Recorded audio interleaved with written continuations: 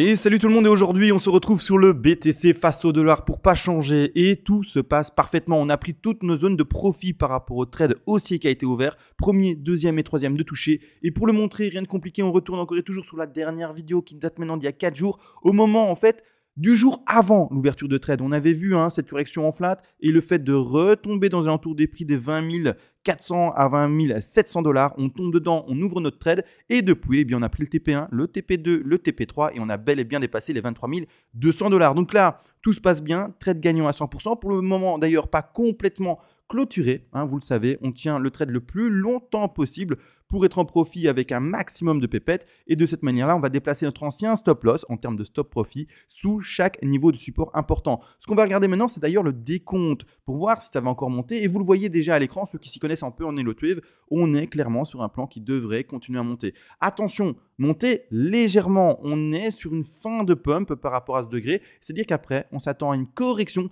et retomber dans la zone des 20 000 $. On va en parler plus précisément aujourd'hui parce qu'on arrive tout doucement en fin de process de hausse. Donc, on va avoir un frein vers les 23 900, 24 000, 25 000 peut-être. Mais ça va être le développement de la vidéo aujourd'hui. Donc là, je n'ai pas encore les chiffres. Je vais les donner aujourd'hui en travaillant ça sur le graphique avec vous. Premièrement, tout se passe bien, d'accord? Tout se passe bien. Le sous-décompte ici en rose qu'on avait à travailler ensemble dans la vidéo d'il y a 2 jours, il est finalisé. On a fait notre 1, notre 2. On a été chopé notre 3, notre consolidation très légère de 4 et notre dernière 5. Réglé, on peut installer ensemble du coup ce fameux top de 3 dont le degré n'est pas assez correct pour qu'on puisse le lire. Donc ici un top de 3, d'accord? Et maintenant on va valider la 4. La 4, attention, d'accord? Ok, ça pump actuellement, mais malgré tout, il n'est pas encore validé. Donc je vais positionner la 4 légèrement sur le côté pour ne pas être trop agressif et dire, voilà, la 4 elle est forcément là. Pourquoi? Parce que vous le savez probablement. En fait, ce qu'on a fait précédemment sur la 2 dans le degré en blanc, d'accord, c'est une 2 qui était, allez, j'ai envie de dire légèrement forte, mais en fait, on dépasse légèrement les 61,8. Et peu importe qu'on dépasse un peu fortement quoi que ce soit, quand on dépasse les 61,8, c'est une 2 forte. Point barre, il n'y a pas d'appréciation de fort ou de pas fort. On dépasse légèrement très fort les 61,8, c'est une 2 qui est forte. De cette manière-là, avec le petit tip que je vous donne, quand on a une 2 qui est forte, normalement, on doit s'attendre à une 4 qui sera légère. La zone de rebond de la 4 ne change pas. Ce sont les alentours des 38,2 à 23,6. Donc, on prend notre Fibonacci, on va l'étendre ensemble et on va regarder le Fibonacci dans lequel, en fait, le BTC, selon notre décompte, devrait rebondir 23,6 à 38,2, c'est-à-dire qu'il y a une zone de rebond. On peut également raccourcir pour les traders en zone d'achat, de pari haussier, ouverture de long. Et c'est-à-dire que là, on a touché les 23,6, ça rebondit, on a un support dessus pour le moment. On peut continuer à écraser et rester dans la zone statistique de rebond. Donc, la zone d'achat, c'est entre les 22 719 $. Premier palier d'achat pour les traders et deuxième palier d'achat pour les traders, ce sont les 22 300 $. Pour le moment, ça rebondit bien. À voir si ça va se consolider réellement et si ça va se concrétiser vers le haut. Pour le moment, ce n'est pas le cas. Pour le moment, on est encore en latéralisation et on attend plus de confirmation pour dire « Ok, je pose ma 4 là et ok, je peux décompter le sous-décompte qu'on est en train de voir ici. » Pour le moment, je mets de côté. D'accord? Et d'ailleurs, ça va être tout le travail, voir jusqu'à combien on peut pumper théoriquement. D'ailleurs, pour ceux qui ne sont pas au courant et qui ont un peu du mal à suivre en fait ce que je suis en train d'expliquer, ne vous inquiétez pas, j'ai écrit un PDF qui est accessible pour tout le monde. Ce PDF reprend toutes les règles d'Elotwave écrites de manière très résumée. Mais ce qui est bon surtout, c'est qu'en fait, en souscrivant à la chaîne, vous aurez accès à ce PDF, d'accord, qui reprend tout. Vous aurez accès à un Discord. Vous aurez également accès à tous les directs que je fais. Donc ici, quand on va sur l'onglet souscription de la chaîne en s'abonnant, donc ici, un petit bouton, vous cliquez sur rejoindre, vous rejoignez pour 50 € la chaîne. On est déjà 50 d'ailleurs, donc bienvenue à tous. En moins de 7 jours, on est 50 abonnés, donc c'est trop bien. Et ici, le prochain live qui est disponible, live ce dimanche à 21 h et toutes les rediffusions des lives précédents. D'accord? Donc ici, vous voyez qu'en fait, pendant les lives, vous pouvez me demander une analyse sur l'actif que vous voulez. Et je dis une, mais en fait, vous pouvez me demander 2, 3 à 4 analyses sur l'actif de votre choix et je le ferai. Ici, par exemple, on avait analysé le BTC, le RIO, le ALIP, je ne sais pas comment on prononce, le CVX et pour terminer, le CAZ qui est le Chiliz. Et tous les jours, quasiment, on a des lives ensemble. Bref, tout ça contre 50 € et merci encore une fois et toujours pour votre soutien. On retourne maintenant, vous le savez, sur l'analyse et on va regarder ça. Premièrement, j'agrandis ça, d'accord? Hop, j'agrandis. Je ne suis pas sur mon PC d'habituel, je suis désolé. Du coup, je perds souvent mes facilités, mais ça va aller. De cette manière-là, pour le moment, on est là-bas en bas. D'accord? On peut d'ailleurs valider ça comme une flat. Regardez. Donc la flat que moi je vais dessiner. Alors je suis dans une time frame peut-être un peu trop grande pour la dessiner. Je vais passer en quart d'heure ici Voilà, ça sera beaucoup mieux. Et la flat que j'ai envie d'installer avec vous, eh bien, c'est la suivante. D'ailleurs, pas une ABC, pas une impulsive, ça sert à rien, mais c'est-à-dire une grosse correction ici, d'accord? Un gros rebond par la suite, boum, et la dernière petite 5 qu'on va situer là-bas tout en bas, d'accord? A, B et C pour terminer. Je la mets en évidence, hop, de cette façon-ci, zou et zou, d'accord? Et ça, pour moi, c'est pour le moment une ABC. Maintenant, la consolidation peut se faire plus longue, on peut partir en WXY, etc. et valider une 4 plus loin, d'accord? Donc attention, ceux qui rentreraient dans un trade maintenant, alors moi je ne le ferai pas. Le trade qui était intéressant selon moi, c'est le trade qu'on a ouvert ensemble, ou en tout cas qu'on a mis en évidence il y a de ça maintenant plus de 4 jours. Donc c'est le trade qu'on a bel et bien illustré dans cette vidéo-ci, d'accord? Donc où on voit bel et bien la correction et puis tout le pump à venir. Pour le moment, on est à la fin du pump. Donc ouvrir un dernier trade haussier là maintenant, pourquoi pas? Mais vous devez avoir conscience qu'on est tout proche du précipice, tout proche du fait de retourner de nouveau vers les 20 000. Donc voilà, c'est plus risqué, selon moi, d'ouvrir ce petit trade maintenant, d'accord? Même s'il peut être rentable, etc. De cette façon-là, on va regarder la suite, d'accord? Donc A, B, C, ok, nickel. Mais, c'est-à-dire, pour être très complet, on peut partir sur, pour donner l'exemple, une WXY, d'accord? Donc WXY, je vais la dessiner également, hop, W, d'accord? Qui se fait avec un premier décompte en ABC, un rebond peut-être maintenant de X, et puis après terminer en Y. Puis ensuite, seulement après cette longue consolidation, et bien pumper. Donc là, il faut être un peu prudent, c'est-à-dire surtout patient et attendre que les vagues se valident petit à petit et continuer à maintenir son décompte. Donc là, c'est nickel. Quels sont les objectifs aussi de cette 5-là? C'est-à-dire que quelqu'un qui ouvrirait son trade, jusqu'où on va? Je vais effacer les TP précédents parce que les TP précédents, ils sont faits. Le trade, en gros, il n'est pas terminé parce qu'il n'est pas clôturé, mais les TP, ils sont touchés, je peux les effacer. Donc le TP de sécu, on fait un petit delete, le TP1 delete, le TP2 delete, TP3 delete. D'accord? Là, je vais installer les TP des prochains trades ou du prochain trade pour ceux qui ouvriraient un petit trade maintenant, bien entendu. C'est-à-dire que là, encore une fois et toujours, on reprend son Fibonacci. Je change de time frame parce qu'en quart d'heure, là, c'est n'importe quoi. Je ne vais pas réussir à mettre en fait mes Fibonacci de manière facile sur les vagues. Donc ici, excusez-moi, j'agrandis ça au mieux. Et on va placer ensemble son Fibonacci. Fibonacci, toujours, on part à la racine. Je vais à mon top de 1. Je vais à mon bas de 2 pour vérifier où on a été chercher le top de 4. Top de 4 près des 361,8. 368 sont un objectif mais sont plutôt rares. Les objectifs à privilégier sont les 161,8, les 261,8 et les 423,6. Et les 200 et les 368 sont existants mais sont plus rares. Donc ici, voilà, on touche quasiment les 361,8. C'est un cas plus rare pour un top de 3. Malgré tout, on voit bien la consolidation de 4. Et donc là, avec le temps qui est passé, on peut clairement valider ce top de 3 à ce niveau-là. De cette manière, je vais positionner pour le moment mon Fibonacci d'extension sur le plus bas qui a été fait, d'accord? Si jamais plus tard, vous voyez qu'en fait, cette affaire-là complète par exemple une WXY et devait enfoncer un peu plus, retourner pour donner un exemple aux alentours des 22 494, vraiment par exemple, eh bien vous devrez reprendre votre Fibonacci d'extension et le déplacer là où la vraie mèche, la vraie bougie aura été retrouvée, son bottom dans la time frame 4 heures pour ouverture de trade haussier. Et donc repositionner par après vos take profit partiels. Là, je vais placer les take profit partiels par rapport à une entrée au prix, par exemple, où on est, peu importe. Là, maintenant, on est à 22 900, ça monte trop vite. 22 947 pour donner un chiffre. Et ensuite, on va regarder les TP par rapport à ce bottom actuel qui a été fait aux alentours des 22 609 $. Let's go, objectif, vous devez les connaître à force que je les rappelle. Ce sont les 100, les 161,8 et les 261,8. Donc, je prends un petit rectangle, comme vous le voyez ici, en rouge, pour montrer que ce sont des zones de vente, d'accord, et pas des zones d'achat. C'est parce que tout simplement, quand on rentre à l'achat, eh bien, on vend pour pouvoir faire du bénéfice. Et quand on rentre en vente, eh bien, on rachète sa position de vente pour faire du bénéfice. Donc ici, première position, ce sont les 100, les deuxièmes 161,8 et la troisième, eh bien, ce sont les 261,8. En termes de prix, pour donner vraiment un ordre d'idée encore et toujours, attention, les prix changent selon les échanges, donc ne vous faites pas avoir par rapport à ça. C'est-à-dire, premier TP à 23 470, deuxième TP ici à 24 023 et le dernier TP qui va se situer, lui, à 24 933 $. Et après ça, précipice, let's go, on va vers le bas. Correction d'ailleurs pendant que je parle assez forte, entre guillemets. On a fait une belle réaction baissière à nouveau. Mais bon, c'est pas important. On est peut-être encore, comme dit, dans cette fameuse WXY. Et si cette bougie, maintenant, imaginez, continue à baisser, eh bien, on reprend notre Tibo et on le déplace. Et de cette manière-là, eh bien, on repositionne tous les TP, en fait, un peu plus bas, d'accord? Un peu plus bas, etc. D'accord? Vous voyez ici?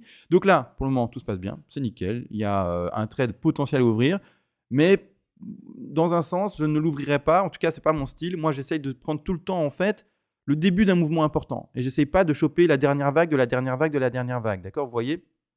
Ah ben voilà, petit rouge, on va voir jusqu'à où ça descend. Et comme ça, on a peut-être un travail plus fin à faire après. Donc de cette façon-ci, hop, je retire de nouveau maintenant le Fibonacci avec mon petit delete que je cherche sur mon clavier.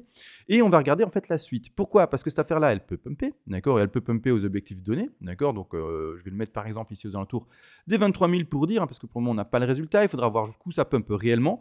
Et donc je vais effacer ceci. On n'a pas encore de réelle confirmation. Là, ça joue un peu, etc. Mais bref, je vais effacer les TP que j'ai placés. Je laisse tout de même la zone d'entrée, ça, il n'y a pas de problème. Mais je veux surtout mettre en garde sur une chose, c'est que, comme dit, on est sur la fin d'un mouvement haussier. D'accord? Et attention, sur la fin en time frame qui est abordé. Hein. Je ne parle pas d'une fin de time frame en monthly ou en année. Hein. Normalement, le BTC, il devrait monter pendant plusieurs années. Mais on est en fin de mouvement haussier pour la petite time frame où on s'exprime maintenant. Et ce qu'on attend par après, une fois qu'on aura retrouvé ce top à venir, par exemple, on va le mettre ici, hein, comme dit, à 23 834, on aura une correction pour la 4. Nouveau trade à ouvrir, et puis par après, les TP qui ont déjà été positionnés juste pour le scénario à l'avance. Et on va regarder maintenant, mais du coup, comment on va faire ça? Premièrement, on ne change pas, on regarde ce qu'a fait la 2 en blanche ici. Je vais vérifier à nouveau avec vous parce que je ne sais plus d'ailleurs, hein, j'ai oublié. On va regarder. On a fait une 2 qui a dépassé ses 61,8% de Fibonacci. Donc, qu'est-ce qu'on fait, hein? Vous le savez, on reprend à nouveau notre Fibonacci de retracement et on va placer sa zone d'achat dans les 23,6% de Fibonacci à 38,2. Donc ici, je vais prendre mon petit rectangle et l'élargir de cette façon-ci, d'accord? Parce qu'on a fait une 2 forte et donc la zone d'achat sera celle-ci. Vous pouvez privilégier soit les 23,6 et rentrer sur un seul palier, vous pouvez privilégier soit les 38,2 et rentrer sur un seul palier, donc que j'indique bien, c'est un palier d'achat ici en vert, s'il te plaît, comme c'est de l'achat, et un second au-dessus, ou alors vous pouvez en faire qu'un seul, hein, d'accord? C'est-à-dire rentrer sur celui-ci, rentrer sur celui-ci ou rentrer sur les deux. D'accord? Vous faites un espèce de DCA pour rentrer sur le trade. Peu importe, la zone d'achat globale, la zone, c'est les 21 800, un peu plus bas, les 20 600. Pour le moment, avec un top de 3 qui n'est pas positionné. Là, c'est un travail pédagogique que je vous montre pour qu'après, vous puissiez faire exactement la même chose par vous-même sans devoir passer par mes vidéos et sans finalement que moi, je place le Fibo et que moi, je vous dise à combien sont chaque Fibo par rapport à l'équivalence en dollars. Par après, également, toujours très simple, on va positionner à la 4, aller sur une correction assez forte. Pourquoi est-ce que d'ailleurs je privilégie une correction assez forte? Parce que vous l'avez entendu, j'ai une tendance et je mets clairement en fait l'accent sur ces 20 600. Pourquoi? Parce qu'en fait, en pumpant maintenant, on monte de manière assez forte, assez parabolique, mais où est, au moment où il y aura l'écrasement après, d'accord, où est la prochaine zone de support à re-rencontrer? Eh bien, c'est bel et bien celle-ci, d'accord? C'est bel et bien celle qui se retrouve entre les 20 500 et un peu plus haut ici, les 21 400. Donc, dans cette optique-là, pour aller retrouver le support, je vais favoriser personnellement les alentours des 20 600 qui sont le bas du range précédent, d'accord? De cette manière, pour la suite, rien de compliqué, on reprend notre Fibonacci, je vais monter un peu la time frame pour avoir plus de facilité à déposer et ancrer mon Fibonacci d'extension encore une fois et toujours. Je reprends mon Fibonacci d'extension, je vais à la racine ici, je vais à mon top de 1, d'accord? Je regarde à combien était la 2 de nouveau, on était à 200%, maintenant à voir si on pump un peu plus ou non parce que la 3 n'est toujours pas validée et je vais placer pour le moment à l'endroit scénarisé mon Fibo aux alentours des 20 600. On va placer de cette manière-là les petits take profit partiels, d'accord, comme suit.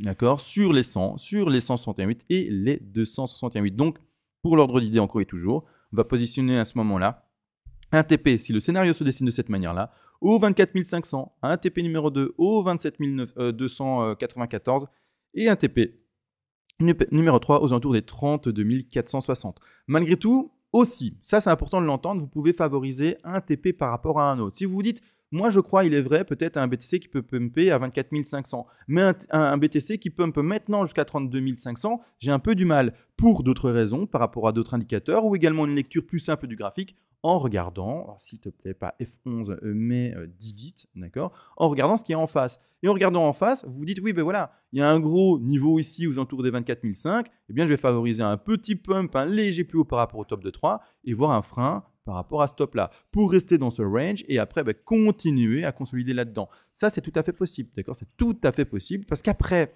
attention, ce qui va se passer, c'est quoi? C'est de nouveau retourner vers les bas et de nouveau fréquenter les alentours des 18 000, 19 000, voire même peut-être 17 000 $. Pourquoi? Parce que c'est des poupées russes. Et quand vous avez un degré supérieur, d'accord, qui complète un degré plus petit, parce que nous on travaille en fait les tout petits degrés maintenant, de nouveau grosse correction. Donc ne pensez pas qu'on est d'office tiré d'affaire et que c'est tout the moon d'un coup. Théoriquement et statistiquement, on va devoir de nouveau s'attendre à ce qu'on ait une 2 qui sera forte, et c'est-à-dire retourner dans ces zones de prix. Malgré tout, petite chose à préciser, si jamais par exemple en fait on pète, d'accord, et qu'on allait chercher directement le second niveau de résistance, on pourra aller chercher par exemple du coup de nouveau ces alentours de 31 000 à 32 000, et si on part dans cette optique où il y aura un gros pétage de fou malade, qu'on aille là-bas en haut, à ce moment-là, on ira placer notre top de 1 là, dans le degré en bleu, mais une correction à 50,61,8 va nous amener sur des prix qui seront plus élevés que si on avait pumpé plus légèrement. D'accord ? C'est-à-dire qu'en positionnant ma une là-bas en haut, si on doit aller là-bas en haut, mon Fibonacci, je vais le positionner comme ça, d'accord ? Et les 50,61,8 seront entre les 22 400 et un peu plus bas les 20 600. Alors que si on avait pumpé moins fort, imaginez ce scénario-là, hop, on fait seulement ceci, d'accord ? En fait, je pose mon Fibonacci différemment, d'accord ? Et ça ne répond plus du tout au même prix. Les prix seront plus précisément les 19 400, un peu plus bas ici, les 18 400. Vous voyez, ça change. Donc là, on va juste attendre et ce futur trade haussier sera à prendre plus tard parce que maintenant, on est beaucoup trop tôt. Malgré tout, maintenant, qu'est-ce qu'on fait ? On attend juste la continuité de la hausse de ce bazar. Ce que j'ai exprimé et que j'ai oublié de dire, excusez-moi, j'étais trop vite dans mes idées, c'est que surtout, en fait, si vous croyez par exemple pas à un certain pump, théoriquement, vous mettez vos TP. Vous mettez le TP1, le TP2, le TP3. On s'en fout, on doit tous les prendre, c'est la théorie. Mais vous dites, mais voilà, mais moi, les 32 000, j'y crois pas. Vous pouvez faire en sorte de prendre un petit TP, c'est-à-dire revendre, par exemple, que 10% de votre position à ce niveau-là. Et pas, par exemple, prendre du 33, 33, 33. D'accord ? Et encore là, c'est mauvais, parce qu'il y a un TP de sécu avant, et on ne clôture jamais totalement son trade. Mais là, je vais trop dans la théorie. Mais là, juste un aspect. Vous pouvez, par exemple, prendre du 25% de bénéfice ici, 25% de bénéfice dans le second TP et du 15% dans le dernier parce que vous n'y croyez pas en ce dernier. Avant, vous aurez pris un TP de sécu également autour des 10 et vous laisserez bien entendu le trade pour être très complet maintenant avec tout le monde, le trade courir vers le haut, d'accord ? Si jamais il continue à courir et à ce moment-là, vous prendrez votre fameux stop profit et vous le déplacerez sous chaque niveau de support nouveau dessiné. Et ensuite, vous sortirez de trade une fois que le BTC fera une réelle correction par après et ira chercher votre stop profit. Bon, là, je pense que j'ai été très complet. Je pense que j'ai tout dit. J'ai vu quasiment toutes les vagues. Pour le moment, tout se passe très bien. On est actuellement dans une zone à nouveau de rebond. Attention, on n'est pas forcément sur le rebond direct maintenant. On peut encore légèrement corriger. D'ailleurs, je regarde ce qu'on est en train de faire. Oui, on est en train de légèrement corriger, faire un truc un peu chelou. On prendra le temps de le lire dès qu'on pourra. Mais pour le moment, là, j'ai pas encore assez d'indices. De toute façon, on le verra sûrement d'ailleurs pendant le live de ce soir pour les abonnés qui sont payants et souscrits à la chaîne. On en parlera sûrement dans des timeframes plus petites. Je rappelle le live de ce soir pour vous, c'est 21 h, d'accord ? Et on va voir ça ensemble. Sur ce, les gars, je pense vraiment avoir tout dit. On se retrouve à la prochaine. Gros bisous et ciao.